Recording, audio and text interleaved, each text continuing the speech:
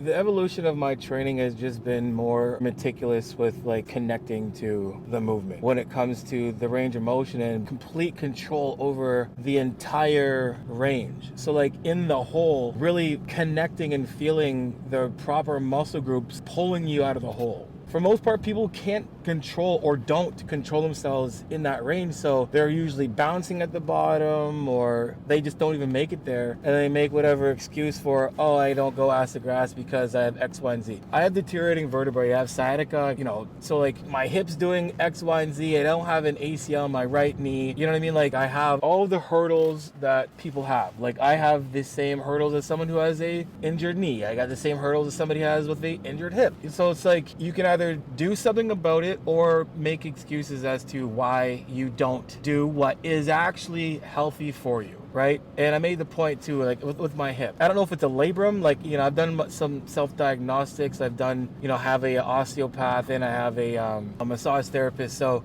I'm looking at it like this. If one day I need to get surgery done on my hip, I know that right now training through the full range with a weight that is going to give me the perfect balance of just challenging my muscle and not my hip, right? Like that fine line that you kind of like walk, that's all right, that load that you can use if you decide to go a little bit higher, that's going to have direct issue, I would say trauma to your hip. It's just going to start putting more weight on the bearing of your hip and pushing it out of place more so than having a load that your muscles can take the load more so than it, getting to the place where there is an amount that you start to use that you're putting more trauma to the joint itself than you are the muscle. And that's that fine line that you're trying to always walk, that you don't want to cross when you're training. It's always finding that fine line, being able to progressive overload and not crossing that line, right? You're always challenging the muscle, not putting weight onto your joints. And that's what happens, is that people like myself, Mike Van Wyck, Dr. Mike, and other good coaches out there would say that because we've all have our injuries, we're all like, hey, I'm letting you know that we've already did the heavy ballistic lifting and training and now we're paying for it. Some don't have to go on the road as much as others. Like, Mike's had hip surgery,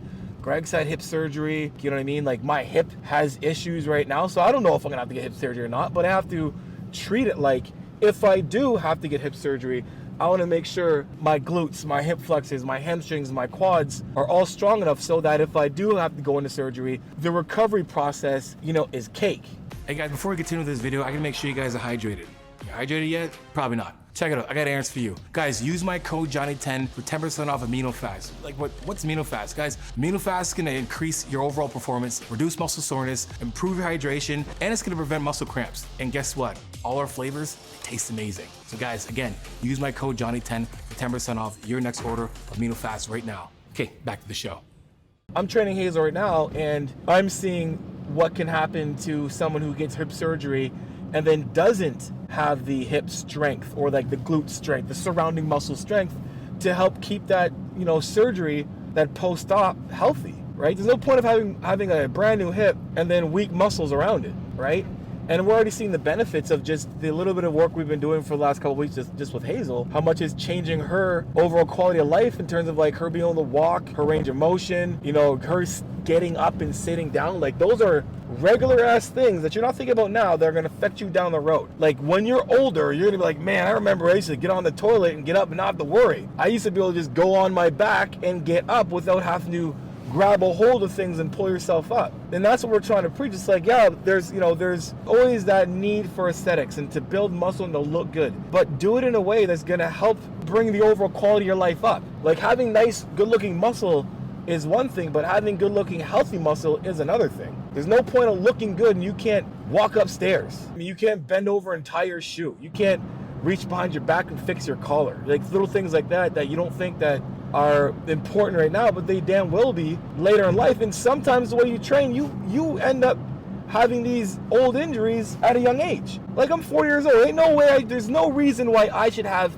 hip issues at age 40. I refuse to believe that that is a regular way of life. I refuse to believe that once you get to X age and older, you just start to fall apart for no reason. Your hips just start to go. It's like, nah, man, like they maybe start to go, but they're definitely exacerbated by what you've done years prior. If you beat the shit of your hips years prior and maybe there is a certain age demographic that hip deterioration starts, well, guess what? what you did 20 years prior is going to affect that process. It's going to either speed that process up, or it's going to let it go it's going to go the same way it should naturally.